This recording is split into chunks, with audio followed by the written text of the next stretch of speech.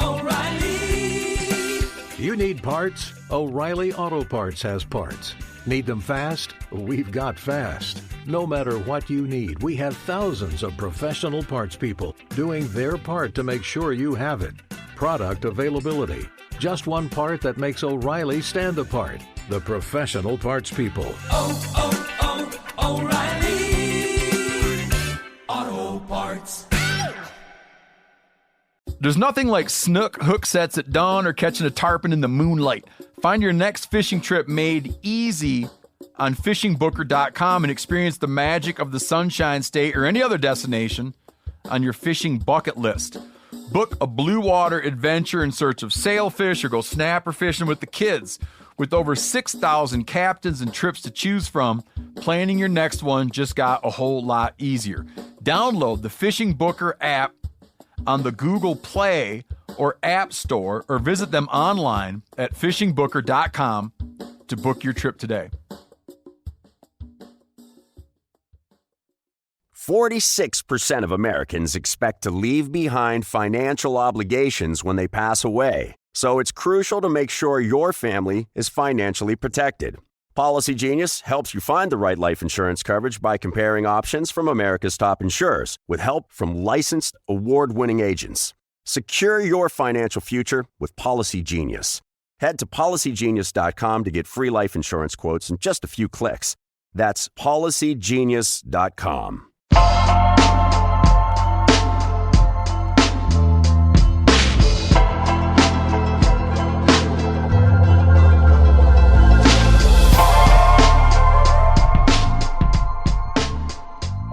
Welcome back to another episode of Gear Talk. I'm here, Janis with my co-host Jordan Budd. Jordan, I don't know how it is for you right now, but here in Bozeman, Montana, it's -10 and blowing a gale. Not a nice day to be outside. No, man. Boise's pretty nice, actually. It's basically springtime here. You wind down towards the end of February, and it starts getting real nice. Like no snow on the ground. It's starting to get kind of patchy in the trees. Like little tree tops are starting to stick up, and you got to start being careful. But yeah, I hear it's. Wow. I mean, like Nebraska, where the ranch is, man, they've been getting hammered since the middle of December. Yeah, I've been hearing that from my buddy that's over there in the Pine Ridge too, and he says it's deep and it's been a real winter this year. Yeah. My dad's like, from my predictions, we're gonna have snow drifts in May. So. Well, you know what? I'd rather have snow drifts in May and have the snow now in February rather than get a blizzard in May. Once May's here, I want it to be springtime and looking into summer. I don't want to deal with shoveling snow anymore in May, but I'll shovel snow in February. Yeah, I don't blame you. What else you been up to? Oh man, just been hiking, been trying a bunch of new packs, which has been really fun. Some new boots. It's been fun, like just going out and looking at deer and elk and stuff on the winter range. I like just like hitting hiking trails and then like glassing for them. It's fun to just watch them, and observe animals and such. Been shooting some new content for some new First Light items that have been coming out. The new Furnace hoodie just launched that you and I both been wearing for probably, it's been a couple years now. I had that thing when Steve came out. Really? Yeah. You must have had like one of the first ones. Yeah, so that thing just came out with the new color, Terra. So I've been out shooting some content with that, and I've been trying to get into the snow to like show off some of this new stuff coming out for late season. And it's been kind of hard to find snow falling. It looks really nice outside in all my pictures. Man, it was funny. Well, it was kind of not funny at the time, but I was out the other day and I drove up this road that's like, it's typical springtime, like things are starting to melt and seem like maybe the roads are better than they are, but there's still some snow around. So I like pushed it a little bit, went down this road that I probably shouldn't have went down. And by the time I was like, I think I should turn around, I got to a trailhead.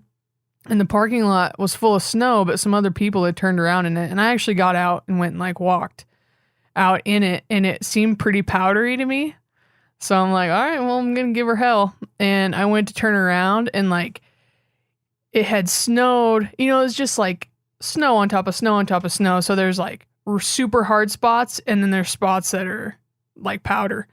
And I went around and hit one of those hard spots and yeah, right. Like I've got good tires on my pickup too. And like I was just spinning. So I shoveled myself out a couple times, made it a little ways, and I just kept hitting hard snow. And in the parking lot, there's this nice big Forest Service sign and it has huge, like, they're like corner posts, like really big posts. I was like, I have a winch on my pickup and I could probably reach it from here. So I had a tow strap. I put it around the bottom of the sign posts and I hooked it to my winch. Dude, winched myself right out of that thing. It was like the best. I thought this thing just paid for itself. Yeah, all it takes is getting unstuck one time with your gear, whatever it is, whether it's a winch, chains, those traction boards, a shovel that just seems to just take up room in the back of the truck. When you're in that moment, it is so worthwhile. But I'm impressed at that sign. I thought the story was going to go that you tore down the Forest Service sign, and now you owed the U.S. government and all of us taxpayers a little bit of money. No, I had this thought of if it broke, it was going to like come flying back through my windshield. Like that did cross my mind one time, but I'm like, well, I'm like way back here. I don't have service. I have my inReach, but like Leah's at work and can't leave till the evening if she could even, come get me. So it was kind of trying that or just sitting there for a while. But gosh, I would dig out, make it just a little ways. And like, I wasn't even like, nothing was really like touching the pumpkin or anything. It was just like that hard snow gets so packed down and it's basically like ice. You just like can't move. Yeah. So frustrating. Do you carry chains? Dude, no, I didn't. Usually I do. I didn't this year. Usually you can like go to Les Schwab and get a set of chains, and then if you don't use them, you can take them back. Really? Like at summer or whatever. But I just didn't do that this year because I was like, all of our hunts are over. So I didn't do that, and I should have, clearly. Oh, yeah. Man, I remember even at the beginning of this line hunting season in December sometime, I was like, it's probably a good idea to throw the chains in. And it wasn't a week later. I wasn't even line hunting. I was just going to take the trash out. I have my daughter in the truck with me, and it just happens where we drop our trash there's some dumpsters that we pay for, and it's a ways from the house. And the area by it, like the parking lot, I don't know who maintains it. I don't know what the deal is over there. But anyways, I could see ahead of me, it had just snowed a bunch. It was like one of our big first storms, and I could see tracks ahead of me. I'm like, well, someone else drove in here. I can get in and out, And I just started, kind of going. And then as soon as I got past the last driveway and kind of got into this more parking lot zone, it's got a little slope to it. And all of a sudden my daughter's like, why are we moving sideways? I'm like, yeah, pretty much. Like as soon as my wheels stop spinning, we're just going to be stuck. So I hope you got something to occupy your mind while I dig ourselves out. And it was literally, like I said, a week after I had decided to put chains in and the shovel. And I tell you what, it's kind of amazing because it was solid knee deep, 18 inches or more, just completely bogged down. You could have shoveled a path all the way back to the stuff that had been packed down, but that would have taken me hours. And even getting another rig in there to pull me would have been tricky. But I threw those chains on my rear wheels, and it was no big deal. It just turns your truck into like a little tank and just jam it, and it goes slow, but it just, and pushed right out of there. We dumped our trash, and then had to take the chains off, and we were on our way. But yeah, multiple times this line hunting season, I want to say I've chained up because I've been stuck, I don't know, half dozen times. A lot of times I'm pulling my trailer with my snowmobile, and it gets a little extra sticky because you're not just trying to get your truck unstuck. You also have to do that and then pull your trailer out of there, which it's not super heavy because, the snowmobile doesn't weigh that much, but it's heavy enough where I can't pick up the tongue by myself. on that trailer, But anyways, I've been meaning to pick up some of those traction boards too. I haven't tried those. Yeah, those seem like especially if it's just a short spot that you're stuck in where you don't have to get far to get back onto level ground or dry ground or whatever it is. Like chains take a minute, but if you could just jam a traction board in there, one on each side, and then make it the 3 feet, and then maybe reposition them and do it again, and all of a sudden you're out, and you just throw those traction boards back in, and I think it could be just a little bit faster. But my new bumper on my Tundra, I put a coastal off-road bumper on there after the last time I smashed a deer. I just decided to go big bumper that would hopefully protect my headlights the next time I hit a deer. And it's got a spot for a winch, and you maybe have just talked me into it. Okay, hey, before we go on, I got a question about the Furnace hoodie. Where are you finding use for that thing in your outdoor life? For like a hunting application, I use it a ton when I was guiding in Nebraska because it's like, it's basically for me, it would replace like the Klamath hoodie or something like that. It's definitely warmer than like a Klamath. So like a mid layer for Midwest type hunting where you're like in and out of the vehicle a lot. It's super cold temperatures. Like we were dealing with late November, December, like cold wind, like snow. That's where I've seen like the most application for it. I think like during turkey season, it's going to be an option for me too as a mid layer, where I'm not moving as fast usually, but yeah. Yeah. As fast or as far, I think that's the place for that thing, right? Because it's just, it is so warm that if you're planning on hiking, even close to a mile, I think that, for static type hunting and in cold conditions, but you're in and out. Yeah, tree stands, in and out of the truck a lot, getting dropped off at a tree stand or a blind where you're not going to, get too heated up. That's where that piece is really going to shine. And obviously that hood is as thick as the rest of it. So you throw it on and covers your neck, gets the breeze off your neck, and it's like having a loose beanie on your head, insulating you. So yeah, it's got those couple little buttons that like can tighten up around your collar a little bit. I've thought those are nice. I've seen a couple comments of people wondering about that, but I've liked that better than like having, on a regular hoodie, having the danglies down. Oh yeah, the first thing I do when I get a new hoodie is I pull the string out. Yeah. Get it out of there. Okay, 2 episodes ago, we had Heidi Allen from Nickwax on. We talked about DWR, how to get your DWR back in action. Basically just we talked gear care, garment care. We also talked about how to care for your boots and get the most out of it. I hope that most of you now listening are washing at least your outerwear more often than you did. But quite a few people wrote in asking if the TX Direct wash-in type DWR revitalizers, if they do that to the outside, are they then not also putting that same sort of coating or layer on the inside of your jacket, which would then diminish or inhibit the breathability of the jacket? It's a great question. I should have thought of it during the podcast. Heidi responded and says, it does not affect the breathability. The water repellent elastomers cling to the fibers that can absorb water, i.e. won't coat the inside or clog up the membrane.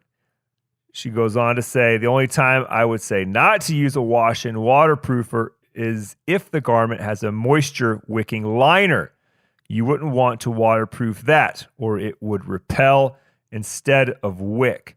So if your garment has a fleecy liner, right? So probably a lot of soft shells. Even though there's DWR on the outside, they have like a fleecy garment on the inside that's supposed to help wick, moisture away from you, right? That's not something that you want to do with like a wash-in product. You just want to spray the outside.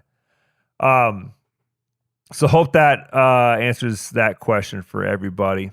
Yep. Next up. Yeah, we're gonna roll through some listener questions. Yeah. What's the first one? So it's from Instagram. Kerr's Parts Unknown says, are red dots worth the upgrade from a bead or True Glow style barrel sight? This is all Yanni. Because you haven't used a red dot yet. I haven't. No, shotgun. I absolutely love it, but there's a caveat, or maybe a little explaining I need to do, because there's some that I like better than others. I ran the Vortex Venom for 2 full seasons, maybe even 3, at least the 2020 and 2021 turkey season. I was running Vortex Venom, and it's a very open red dot, small, low profile. It literally just looks like a 1 inch by 1 inch. This is a very simple description, but a 1 inch by 1 inch glass plate that's vertical. There's a projection of a red dot on there. I like it because it's a very open field of view, and the frame around the glass is not thick, so you don't lose sort of any like peripheral vision. Like when you're looking down through it or around it, it's very easy to stay on top of the turkey. You're not losing anything. Last year, I went to the Spark Solar, which reason I wanted to try it is because the battery life, I think, is something like 5 times longer. I think that the Venom is approximately 30,000 hours, and the Spark Solar is 150,000 hours, because when it is available, it'll use solar power. It doesn't charge your battery, but if sun is available, it'll basically use that to run the red dot. So you're just extending the life of the battery that much more. Like I said, 5-fold. Great idea, because the one drawback with the red dot is if you don't stay on top of it and don't change. If you change your battery at the beginning of every season, no matter how many turkey hunts you go on, turkey hunting that season, if you hunted every day, I don't think you'd ever wear out a set of batteries. So that's my program now. Turkey hunting season's about to start. I'm just going to throw in some fresh batteries. I'll be good. One time, I seriously, even that morning, I had checked it. It was still working. It was good. My wife and I got into a mid-morning, late-morning gobbler, and I was trying to get her to shoot it. It just didn't happen. The turkey didn't come out where we thought it was going to come out. I had the opportunity, and I drew on it, and no red dot. I panic, and I press buttons, no red dot, and eventually I couldn't take it. I thought, well, I'll just center his head in my frame and pull the trigger. Nope, missed him. He flew away. So there are drawbacks like that, right? If you mess up and your batteries aren't fresh, you could have that happen to you. Back to the Spark Solar. That thing sits higher off of the receiver than the Vortex Venom. We all know with shotguns, when you're aiming at a turkey, if you're not down on your stock and bearing down and looking down, this is especially if you're just shooting a regular bead, if you're not looking right down the plane of your rib, it's very easy to shoot over the top of a turkey. Well, the Spark Solar, it sits high enough where when I was getting down, if I put my cheek on my stock, I couldn't even see through the scope. So I had to really lift my face off of the stock to be able to look through the scope. I could have built something on my stock to lift it up a little bit to get better cheek weld. Never got around to it, so it could be my fault. But one thing I noticed, and again, it cost me, I still got this bird, but I missed him one time because I had already hit him. He was injured, and I was walking up to him. I see him at, I don't know, it's less than 10 yards, and he's kind of over this little berm. I can just see his head and neck, and it's like a dusty dirt kind of berm right underneath the barbed wire fence. And I'm thinking, well, that's perfect because I can just shoot. And, even though I'm at close range, there's zero way I'm going to get any pellets into his body, or his breast meat. I touch off a huge dust cloud. Poof! Goes up in the air. The wind slowly pushes it out, and the turkey's head is still there. I'm like, what in the world? Later, thinking about it, because I know for a fact, he wasn't going anywhere. I drew a nice, fine bead. And my guess is that the path of the shot had not yet reached my aiming point by the time it got to the turkey. Does that make sense? Mm-hmm. Yeah. Like, Had it been on a target, same thing. Even though my red dot would have been spot on in the middle, the shot hadn't crossed the plane or the path of that red dot. It's not a path. It's just the aiming point. But the shot hadn't risen up. Even because I had shot it plenty on paper. I mean, I knew that at 25, 35, 45 yards, it was, smack on. But basically that shot, when your sight and your barrel, the farther they are apart, it takes a bit of travel for the bullet to come up and actually hit the same spot where the red dot's aiming. So I hit low and I missed. That's one example of last year. It could be coincidence, but I had a tough time shooting turkeys last year.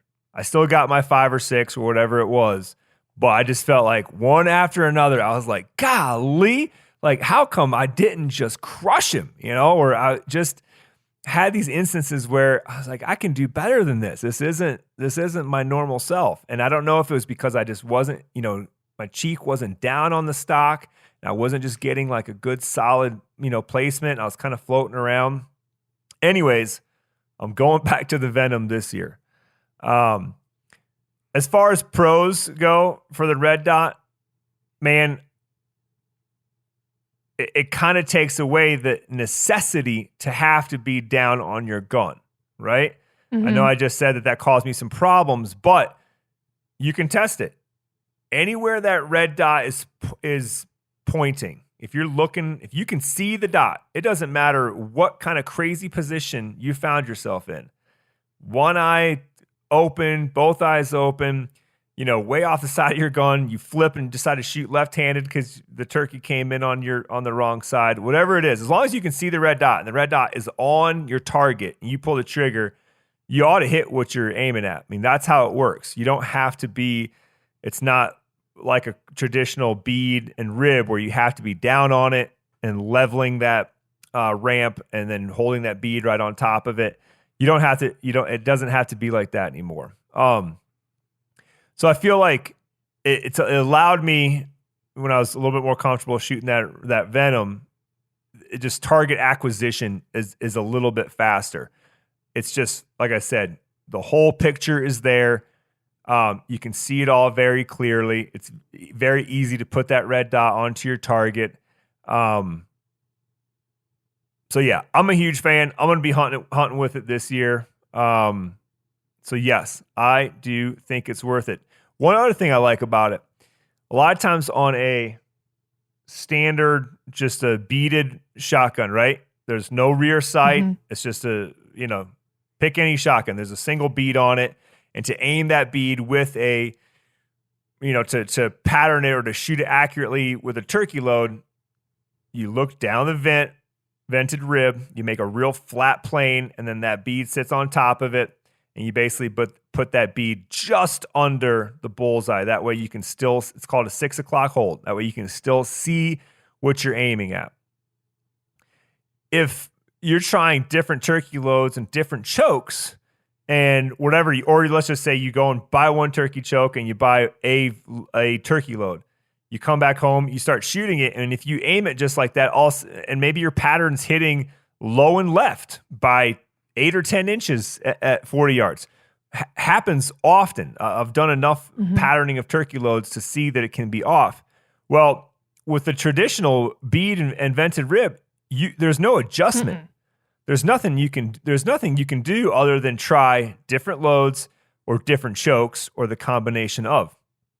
The red dot would allow you to just adjust the red dot position to dead center, just like you'd be adjusting a scope for a rifle, and put yourself dead nuts on bullseye. So that's a huge plus for me because, just depending on how picky your shotgun might be or the choke is, it could take you, especially with the price of ammo these days, it could take you hundreds of dollars to get dialed in. Where if you had this couple $100 red dot sight, it's like you shoot once or twice and you're like, oh, I'm low left. You would just adjust the sight and you're spot on. Mm-hmm.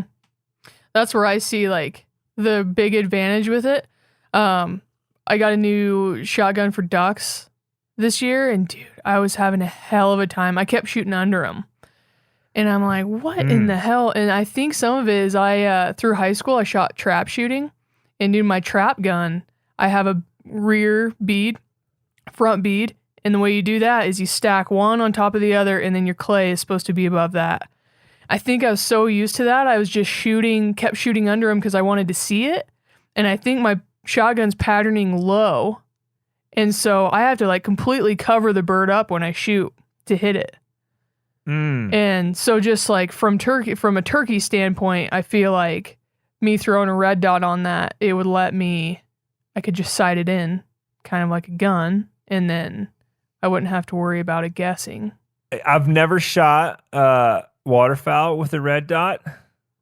You have to ask a shotgunner if that's okay or not. Yeah. But yeah, if it works for you, why not? Yeah. Yeah. So we have another question. I want to roll through it real quick because we got it a ton. What calls do you suggest getting for a beginner? I'm a new hunter and there are so many options. That is from Megan Timmers on Instagram. I would say one for me would be like crow call for locating. I used to locate just with a regular call and that bit me a few times. So I got a crow call. And then I think like a slate or a box call, as far as like a hand call goes, I personally like the sound of a slate over a box. And then like after that, I feel like a diaphragm calls, I usually just get a 3-pack. Like I think right now I just have like the Meat Eater Phelps 3-pack. It's like a good range of sounds. And also sometimes like, your call, Yanni, I might have to, it might just not fit me very well as far as like how much air you got to blow through it or whatever. Mm-hmm. I think it's just different for everybody. So being able to kind of pick and choose those. And then like, but I think as far as a diaphragm call goes, if you've never used a diaphragm call, like I don't think you have to use one. And if you don't want to, if you do want to, Phelps makes one's called an easy clucker. That's just like simple, clean, easy to use. To be honest with you, I posted like a couple days ago, I posted a reel of Leah shooting a turkey with her bow. And I got in a pissing match with that hen and got her to pull the whole group to us. And I did that with an amp elk reed. So like there's options, I guess, as far as diaphragm calls go. But that's what I would do. I would keep it simple. I would get like a slate or a box, kind of whatever, and then get a few different reeds. But I don't know, keep it simple. It's very easy to go overboard with turkey calls. And as Megan mentioned, there's just so many options. I was just this last weekend, I was at the National Wild Turkey Federation annual convention. Yeah. And it's insane the amount of calls that are available to you there. I would say, this is from my personal experience, and mostly I use my wife as the example of this, but the first time she ever went solo turkey hunting, I literally just sent her out with a cheap $15, $20 slate and a couple of pegs, and she got into a couple setups with gobblers. And she hadn't spent more than 20 minutes practicing on this slate. So I feel out of all the friction, I mean, you do have those calls that are like, I think they're called cackle boxes or something like that, where you literally just push a little peg and there's some sort of thing that creates friction on the inside and it makes a yelp. You can go that route. That's probably the easiest, but I think a slate call is not that much harder. Another thing I'll say too, why pot versus box is I got to watch some of the Grand National Championships for calling at this convention. I didn't get to stay for all of it, but I think I was told that not a single competitor uses a box call. They all use pot calls, whether it's slate, crystal, because you can just get that much more realistic with that call versus the box. One last thing on the reeds. Spend the money on good reeds, whether it's Phelps, Woodhaven. There's so many good custom calls out there that are made here in the United States that are being stretched and made by people that know how to do this. And so the quality control is so much better than if you go with, I'm not going to mention any names, but like the really big box store type brands, because they're not being made here, they're being made in factories wherever, somewhere overseas. They're just not being hand tuned, hand stretched, and just dialed in as much. As an elk hunting guide, I used to sometimes buy 20 calls in August and start rotating them through just to get 4 or 5 good ones. I would just say, don't be afraid to spend the extra. I mean, it's literally $1 or $2 more from getting the super quality stuff versus something that's just not as consistent. Like you'll still get good calls from these bigger companies, but not every one is good. And I feel like with the smaller call companies, you can trust them more that everyone should be good. Yeah, got it. Good points. Sweet. Thanks everybody for the questions. If you have a question you'd like to send in on anything, send it to geartalk@themeateater.com and we'll try to get an answer for you, or our Instagrams, I suppose. Sweet. Take a quick break, and then when we come back, we're going to talk about Janis' turkey gear list.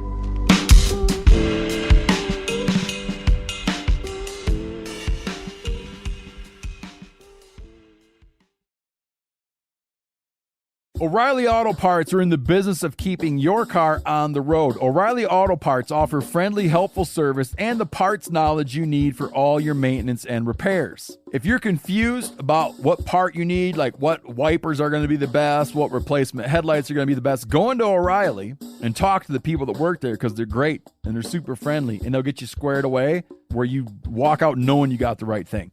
They've got thousands of parts and accessories in stock, either in-store or online, so you never have to worry if you're in a jam.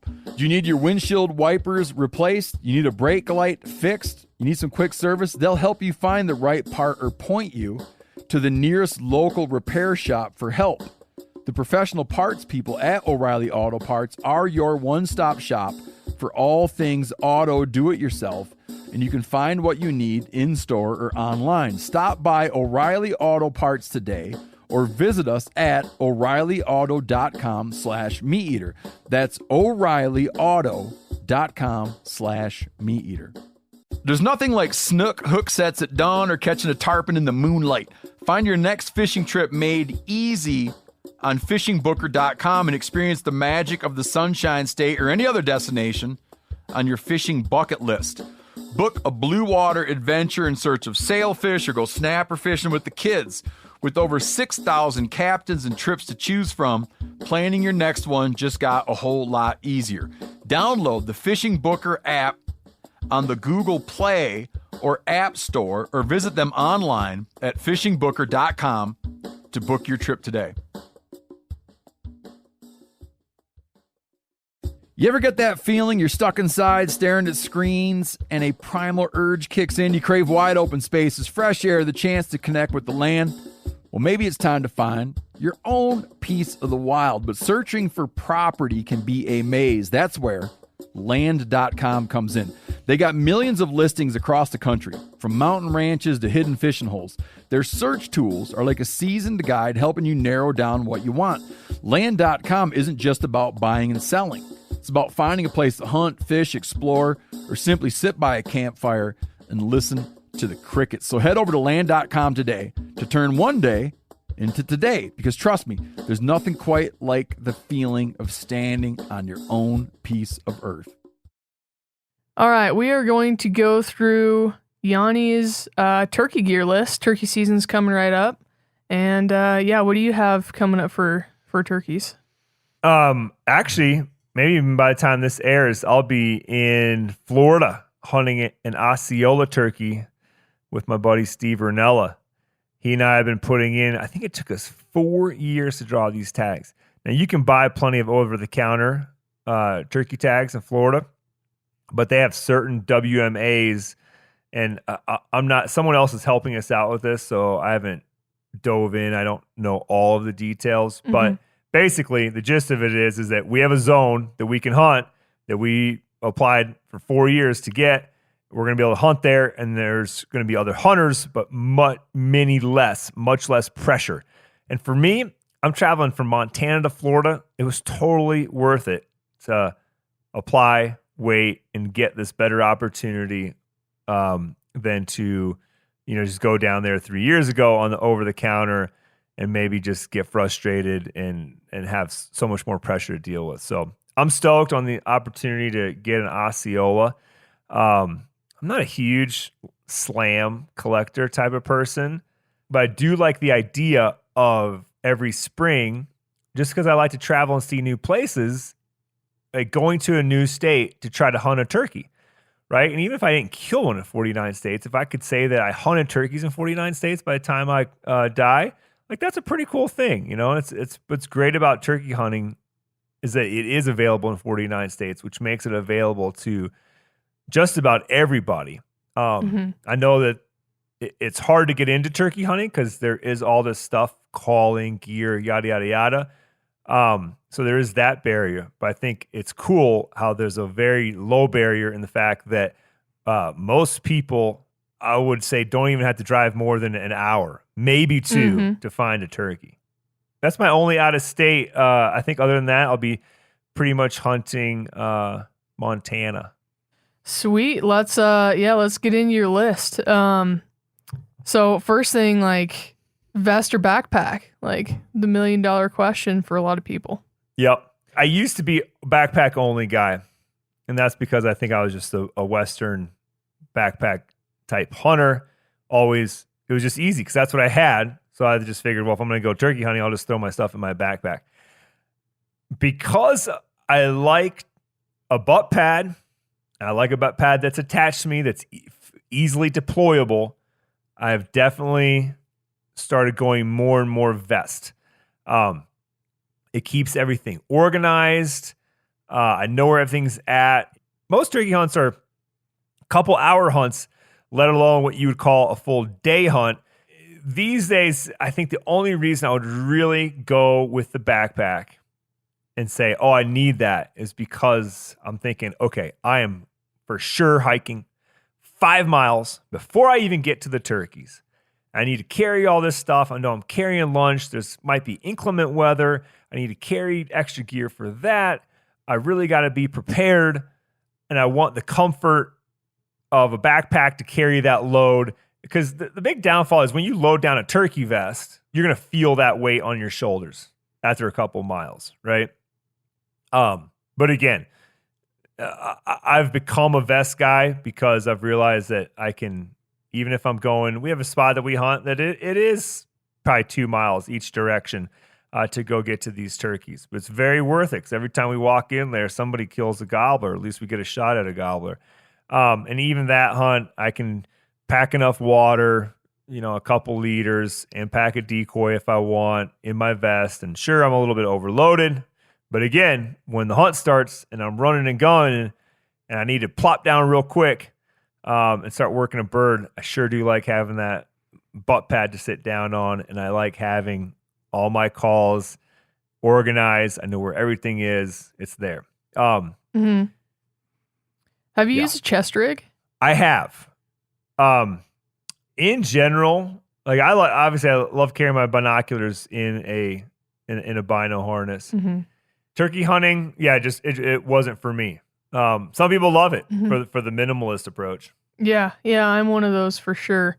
Especially in and out of the vehicle a lot. Our hunts are so short, and a lot of times I'm guiding, so it's just kind of I don't have as much stuff to carry. So, it's been a good option for me. Are you a decoy guy? Yes and no. Yeah, I'm one of those for sure. Especially in and out of the vehicle a lot. Our hunts are so short, and a lot of times I'm guiding, so it's just kind of I don't have as much stuff to carry. So, it's been a good option for me. Are you a decoy guy? Yes and no. I got a lot of thoughts on decoys. They work. Not all the time, but they work. But a lot of times if I'm just purely running solo, I'm probably going to leave all decoys behind and just say, I'm either going to fool you with my call or I'm not going to get you. And that's what it's going to come down to. Now, if I'm back in the Midwest and I'm limited to, 100 acre, 200 acres of farm that I can hunt, I know I'm not going to walk that far. So why not have them with me? You don't have to set them out, but you can, right? And a lot of times, on those farms, you're hunting bigger fields. So you still have to call them into at least the range where they can see the decoy. And then after that, once they see the decoy, if it's going to work, the decoy kind of takes over, right? You don't have to call at all anymore. They've seen the decoy. It's made them think something, and they're going to come in either to breed it, to fight it, to, show off to it, whatever it might be. Or they're going to run away. Like when I got, or one time every season, they're just going to bout face and be like, yep, seen that one already, and take off. So, that's my, what I have that I'm going to try this year is I have some collapsible, full-on fold-up collapsible decoys from Montana Decoy. And they're actually 3D. They're not 2D silhouette type decoys with the picture. They're actually 3D, and they have what seems to be like some sort of a spring on the inside. And they sit on a stake, just like other decoys.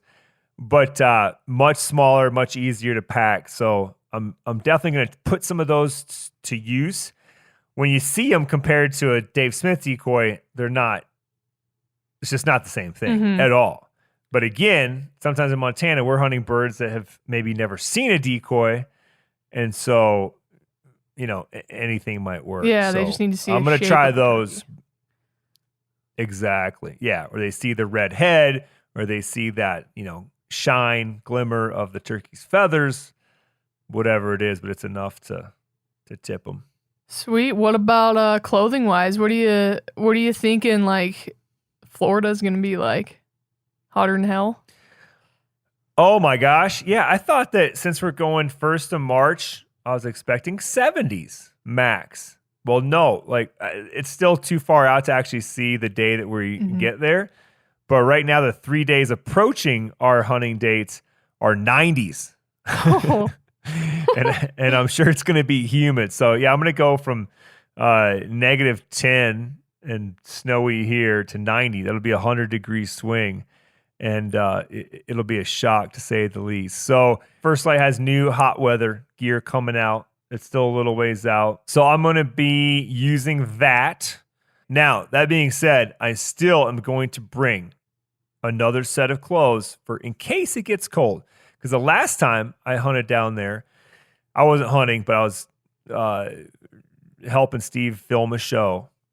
We got down there, didn't bring any clothes because we thought it was Florida. Who needs clothes for hunting turkeys down there? It was so cold. We were using socks for gloves and wrapping socks around our necks for neck gaiters. Nasty, wet, like humid, cold. Ugh. Yeah, exactly. Yeah, humidity is no good if it's cold or hot. No. So I'm going to bring down snake boots for the Florida trip. They're going to be hot, but it's, extra precaution. I know a lot of people don't run with it, but I figure why not? I can deal with some hot feet for a couple days. Again, clothing for Western hunting, it's going to be very similar to Western big game. It's going to be layers. I like my wick base layer. Then I wear the Klamath fleece. And then I have a sawtooth vest. And that's enough just to keep my core warm enough. I might have a beanie in there to throw on if I need to add a little extra warmth. That's enough to get me through that first hour. And what I like about the vest, I'm not a huge vest guy, but in this particular scenario, I really like it because when I take it off, it's small enough that I can roll it up, stick it in my turkey vest in the back pouch there, and I don't feel like I'm lugging around a big puffy jacket or something that just takes up a lot more room. Very important for me. I have a special pocket. It's actually a water bottle pocket that I usually use for my face mask and my lightweight pair of gloves. I just have a special pocket where that stuff always goes into. As soon as the hunt's over, I'm taking it off, I'm putting it in there, and that's why it's just always there. It's always in my vest. And so important because, if I ever get caught with no face mask, I just feel like at 100 yards, they're going to look over there on the tree line and go, I see you. Yeah, glimmering sign. Yeah. I think like for mountain hunting, like you're just wearing the same boots, just like clothing, like you're wearing the same boots that you're wearing for like elk and deer hunting and things. Are you a rubber boots guy? Yeah, depends on the terrain. Obviously, out west is a lot more drier terrain. So it doesn't seem like I ever really need rubber boots here, unless I know for a fact I've got some little ditch or creek to cross, or maybe I'm going to access a spot by walking up. Like we've got a little spot that we hunt where we'll kind of park and then actually walk right along the bank of a river, and sometimes even in the river, to stay hidden and stay below the bank until we can get up to where we want to set up, because we end up being real close to the roost in this spot. So something like that. But usually I'm wearing rubbers when I'm hunting the Midwest, where it's a frosty, dewy morning. And again, I'm not walking far because I'm limited to whatever it might be, 100 acres, couple 100 acres, just not going to get that many miles in. And not that you can't do it these days in rubber boots. They've gotten so much better. But, they get sweaty compared to a pair of leather boots. But again, I'd rather be a little bit sweaty and keep those feet dry than get them just super soaked from the morning dew and the frost. So yeah, I do like rubbers in that sense. And they're so light now. Like those new what are they called? Aero Sport, I think. Arrowhead Sport lacrosse. I think. Arrowhead Sport, that's it. They're so light. It's like walking around in a pair of Crocs, except you got knee-high boots on. Yeah. Yeah, that's my boot setup. Sweet. One reason I like those like rubber boots is a lot of times I've got a set of those Arrowhead Sports coming that are like they say that they're for cold. They're insulated. They're supposed to be like for negative 50 to 40 degrees or something like that. Insulation wise is what they're supposed to be good for. And like where we're at, short distance walking in, and then you're sitting in the morning, like it just seems like those rubber boots keep your feet warmer, especially if they're insulated, over like longer than insulated even leather boots or something. So that's my big draw. I 100% agree, because those big lacrosses are like 1,600 grams or something like that.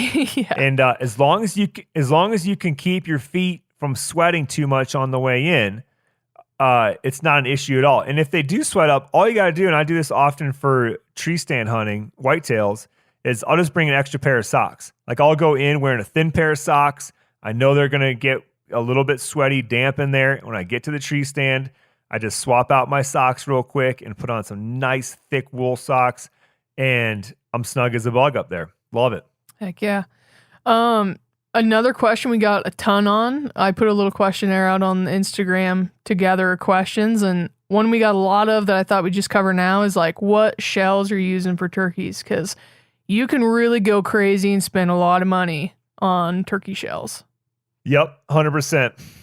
And here's my take on it. When TSS first came out, a buddy of mine was actually starting to hand load them. And he was starting to do number 9s in 20 gauge. And we were like, what? That's crazy. But the more I learned about it, and when I learned that like a 9 has more energy at 100 yards than like a 4 lead at 50 or something like that. Those numbers are off a little bit. It's an approximate, but they're so dense, so heavy, so much energy. You get amazing penetration. It was like, okay, I'm going to go that route too. Well, he's like, sure, I'll load you up some. And then I didn't have that hookup anymore. I had to go buy some. And I was like, holy moly, $50, Yeah. For a box. And now, I mean, I think that there's some federal TSS out there that if you go, 3.5 inches for a 12 gauge, you can be up to like 75 for a box. For 5 of them. Which is a lot. For 5 shots, which for hunting is not that big of a deal, because usually you're going to shoot once, maybe twice. But it's the patterning that like really starts to burn, But I'll be very clear here, transparent. I bought many boxes of TSS before we started working with Federal, and I started getting the stuff for free. If I had to go back to paying for it, I probably still will. But I want to put it out there that if it's the difference for you of going hunting or not, if you can't afford it, go hunting with some cheaper stuff by all means. Absolutely. I am going to, I'll probably shoot 9s or the 7.9 blend. I'm shooting a new gun this year, Beretta A300. I'm going 20 gauge. My same mentor that was shooting those number 9s, 15 years ago, loading them up by hand, he's been shooting I believe he shoots a M2 Benelli with 20 gauge. And it's just with these new loads, it's all the gun you need to kill the turkey out to the same distances that you can do it with a 12 gauge. And what's nice about turkey hunting and carrying these 20 gauges is that, like I said, you're only shooting once normally, maybe twice a day, right? Most of the time, you're just carrying that gun around. So why not carry around something that's way easier to carry?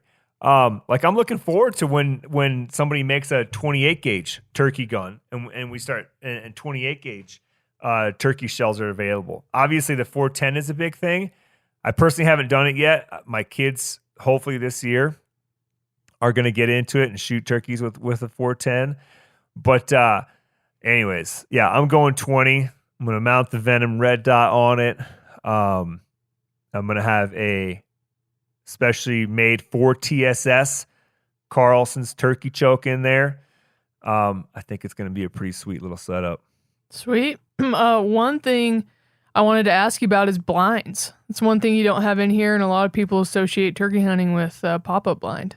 I own one. Robert Abernathy, I think it's called the Doghouse by Ameristep. I bought it years ago. Yeah.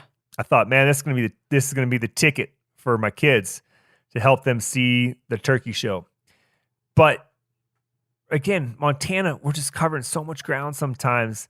You don't know exactly where they're going to be. It's not like, oh yeah, they're in this field 6 out of 7 days of the week, right? It's not that regular. And so I realized here, at least, it's hard to get into one because they're just getting bored. And I'm not bringing the tablet or letting them just sit there on the phone while we're waiting out the turkeys. So I personally have not spent much time in a blind. I think if I was more into shooting turkeys with a bow, I probably would be, because you just need that more perfect setup, right? Have them come into decoys, stay in there long enough and then the blind gives you the cover to draw and get a good shot off.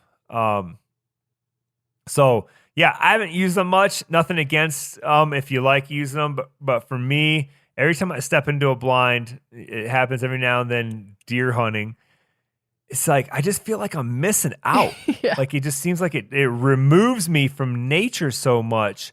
And again, look, if it's like I use it this year for deer hunting with my daughter because it was hovering around 0. We're hunting ridge tops in Wisconsin and the wind's blowing, and sitting out in the elements was just going to cut our hunts way, way shorter. With a full, I forget. My dad just brought me the blind. I can't tell you who made it, but the blind with a little Mr. Buddy heater in there, and it took my daughter exactly 5 minutes to be back asleep once we would get into the blind, which is fine. She's out there. She's doing it with me. If she gets woken up with the sound of a gunshot, it's the way it is.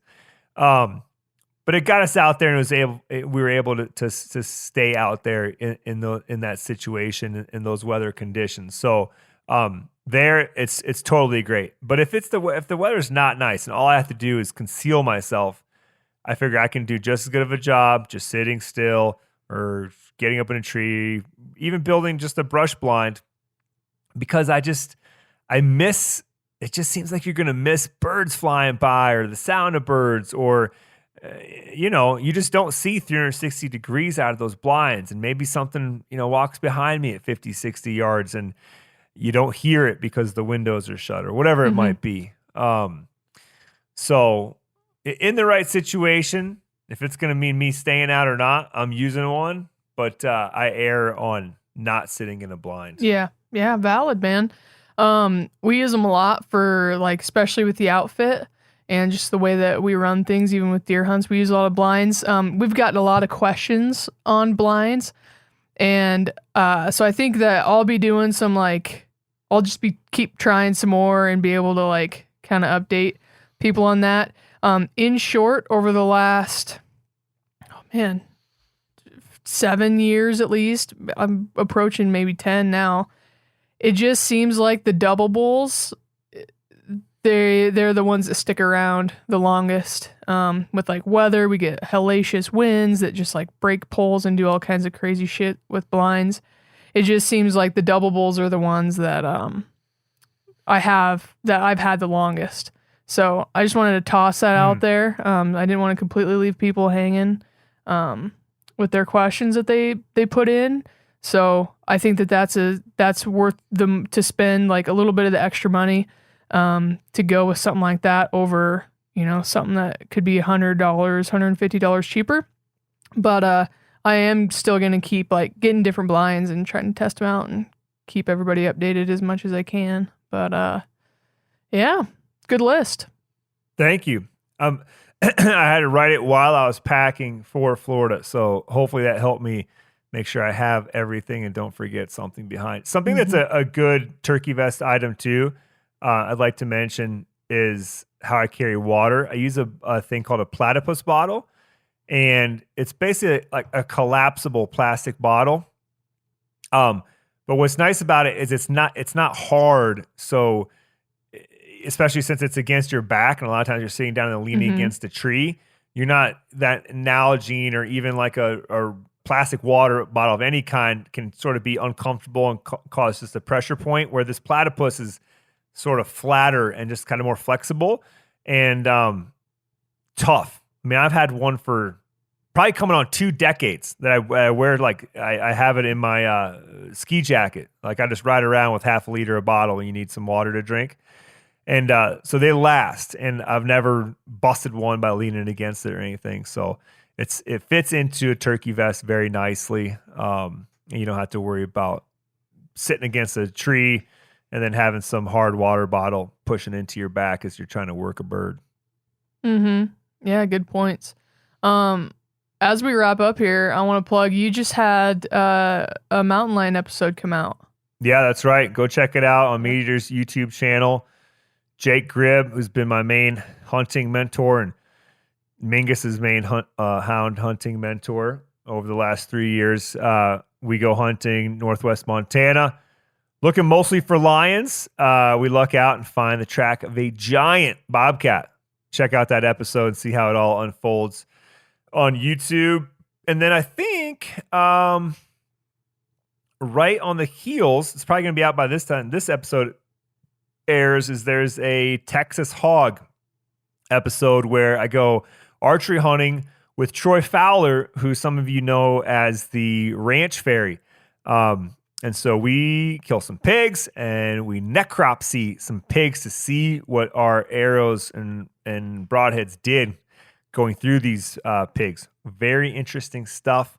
Definitely tune in to check that one out. Yeah, excited to watch it. All right, sweet. Well, if you have any more questions, you can send them into geartalk@themeateater.com. You can get a hold of us on our Instagrams. Mine's jordan.bud. Yours is it _Patelis? That's right. Be honest, _Patelis, yeah. And then, and then as these episodes roll, you can go to themeateater.com and find the Gear Talk under the podcast show tab and click on the specific episode you want to comment on. You scroll down to the bottom and comment on it, and we've been getting back to people and getting your questions answered and getting them written down to do future Q&A episodes. So with that, and what I realized the other day too is that when you go to the page, like Jordan said, you go to the main Meteor website page, you go hit podcasts, you find Gear Talk, And then right at the top, it says Gear Talk. And then it says, like, the latest one is episode 9, DWR and gear cleaning. And then underneath that, you can click right there and it'll bring you down into the comment section. And I found that's the easiest way to get right to the comments. Perfect. And participate. So, yeah, we appreciate everybody that does comment, that sends in emails or DMs us. I apologize if I don't get back to your DMs as fast as you like. There's a lot of them. Sweet. Well, thanks, Yanni. Good luck down in Florida. And yeah, Thank you. See everybody on the next episode. That's right. Get out there and go hunting. See ya.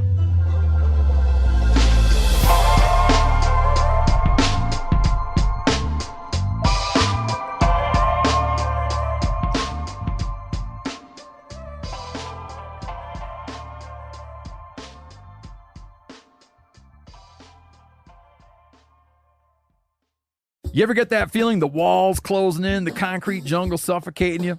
You crave some wide open spaces, the chance to connect with nature, maybe in a spot all your own. Well, head over to land.com. They've got ranches, forests, mountains, streams, you name it. Search by acreage. You can search by location. You can search by the kind of hunting and fishing you're dreaming of. Land.com. It is where the adventure begins. After 3 years of work, our follow-up to the Meat Eater Fish and Game Cookbook is here. It's the Meat Eater Outdoor Cookbook, wild game recipes for the grill, smoker, campfire, and camp stove. Here is your book for everything that's best cooked or eaten outside. From grilling to open fire cooking to Dutch ovens to smokers to barbecue to backpacking meals to how to pull off the perfect fish fry, with pit stops along the way for lessons about Ice Age cooking methods and the best 5 ways to construct a cooking fire you can be proud of.